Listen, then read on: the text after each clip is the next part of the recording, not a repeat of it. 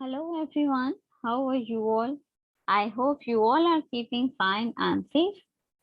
So, as you can see, I have opened one question that is, the question is compare the writ jurisdiction of the Supreme Court and the High Court. So, this is a question that we are going to discuss today, and as you can understand, this is a question which can come for various kind of examinations for a lengthy paper, and in this answer, you have to discuss about all the writs that are present in the Supreme and the High Court. So as you know about the various writs, you might know only about the name. In this video, we are going to discuss this answer in details, giving you detailed information about the various writs that are present. So let's start our video today. I hope you will find benefit. So listen to this video very concentrating in a concentrating way.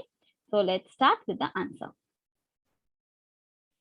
Firstly, we will start the writs that I mentioned. Firstly is habeas corpus. Habeas corpus is a Latin term which translates to you have the body. This is the meaning of the word habeas corpus, which means if we transform it or if we translate it, it means you have the body. This type of writ is used in cases of illegal detainment and imprisonment.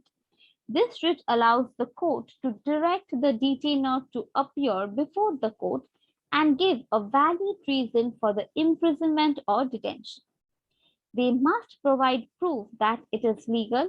Thus, the onus of the proof is of the detainer and he must show proof of authority to do the same. If the court finds that the person has been illegally detained, it can order the detainee or the prisoner to be set free immediately. Now, this habeas corpus is applied in case of people who are arrested or in times of imprisonment.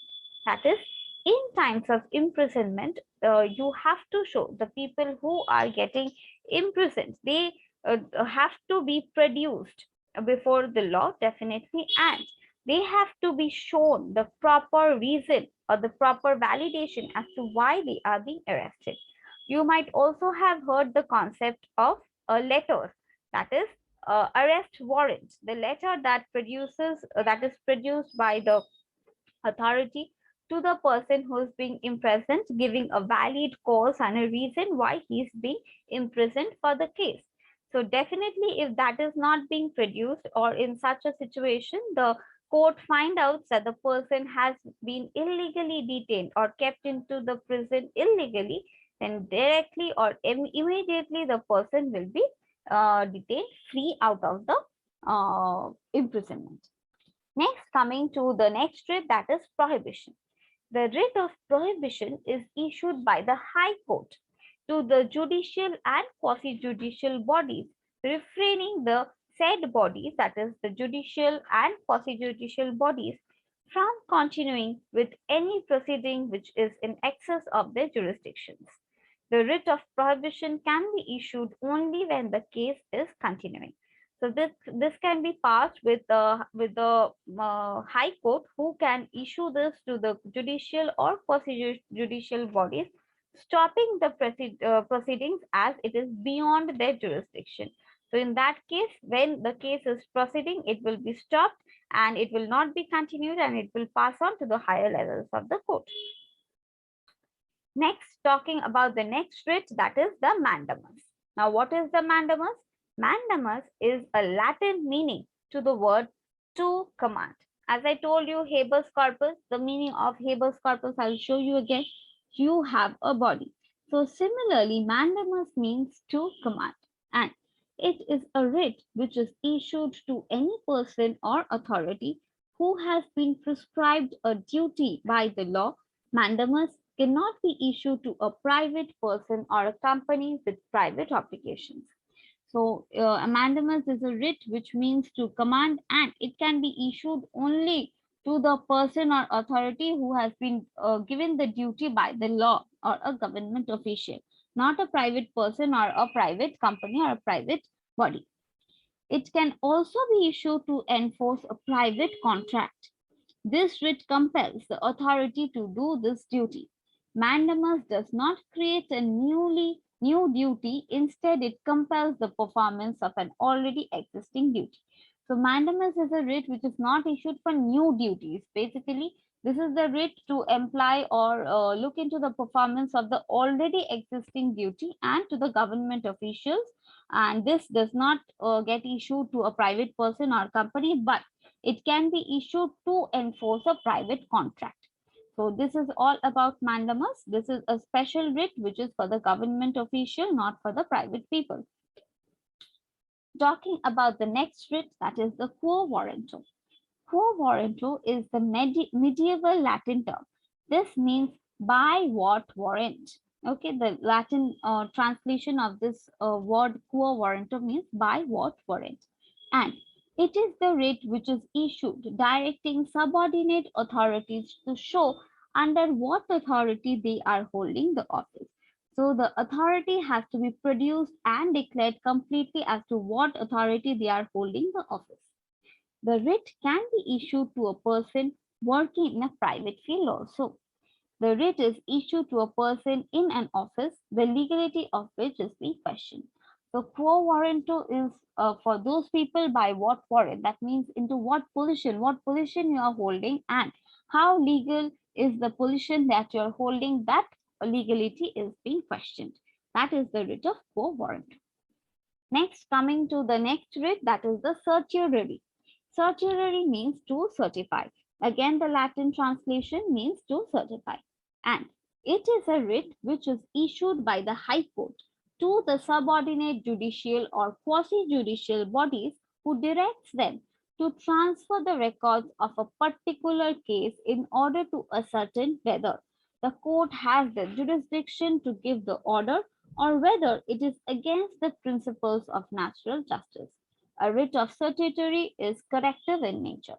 That means this is passed by High Court as to ascertain if the quasi-judicial or the judicial bodies who have passed the judgment, have they given the correct judgment, or if they have given the judgment or the case was in their jurisdiction or not, whether they have the rights and powers to give the judgment or not. So this is a case not for normal people. This is related to the High Court and the quasi-judicial and judicial subordinates, where they will determine, that is the High Court will determine whether the decision or the judgment that has been passed was within the jurisdiction to give the order or not, or whether it is against the principle of the natural justice or not. A certiorari is done so that there is no injustice done and everything is taken in a corrective nature. The Constitution of India. So I have already talked about the 6 writs that are present. Now I'll give you a brief conclusion.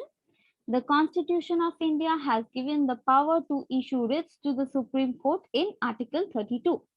This power is wider in case of high courts, as the Supreme Court has restricted powers when it comes to issuing writs. The difference between this is as follows.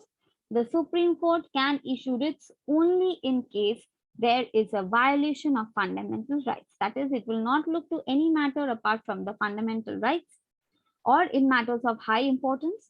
The High Court has a wider scope to exercise this power. They can issue writs not only when there is a violation of fundamental rights, but also in other cases.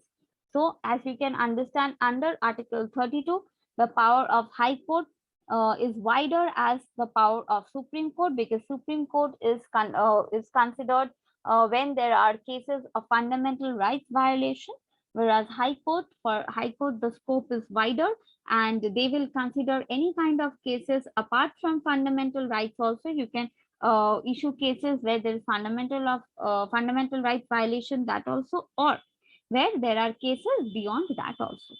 So this is the answer, complete answer to the question. I'll just give you a brief recap. Compare the jurisdiction of the Supreme Court and the High Court. Here we are talking about all the writs. Firstly, habeas corpus, which means you have the body. This means that the person who is getting imprisoned has the complete authority or the right to know why he or she is being imprisoned, and the official letter, that is the arrest warrant, has to be produced, and he has to be given the information, complete information about the crime he has done, about the wrongdoings, about his mistakes, and the reason why he's being imprisoned for the particular reason. Not only that, if it is found out by the court that the person is wrongly detained or illegally detained, then the person is ordered to be immediately set free by the court. So this is the first writ, that is the habeas corpus. Next, talking of the prohibition.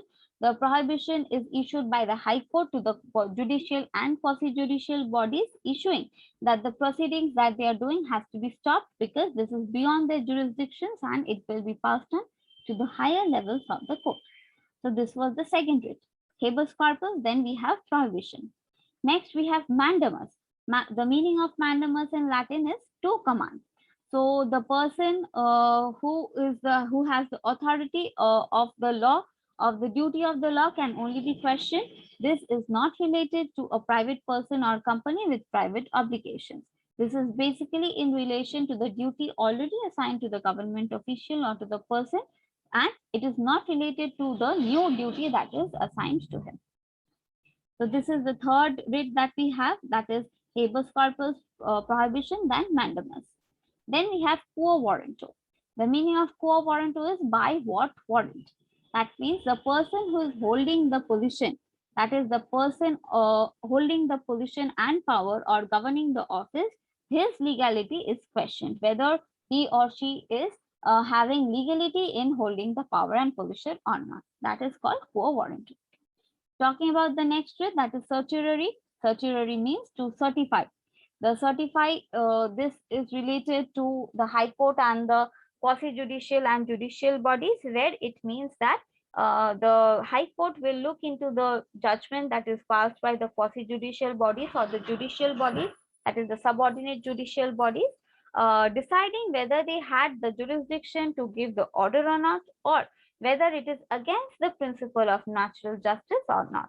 Basically, this is a corrective measure that is taken by the Indian Constitution.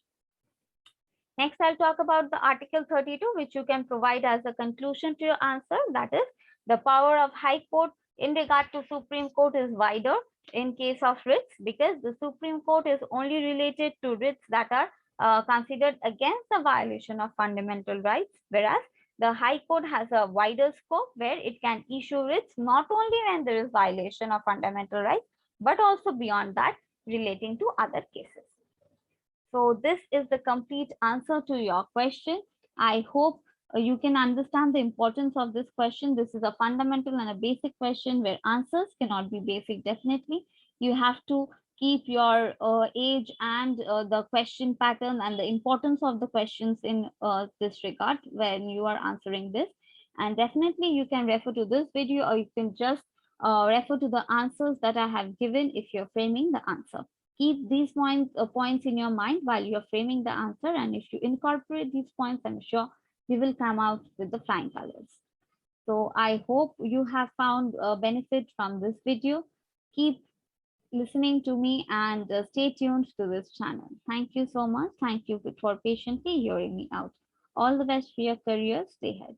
Thank you.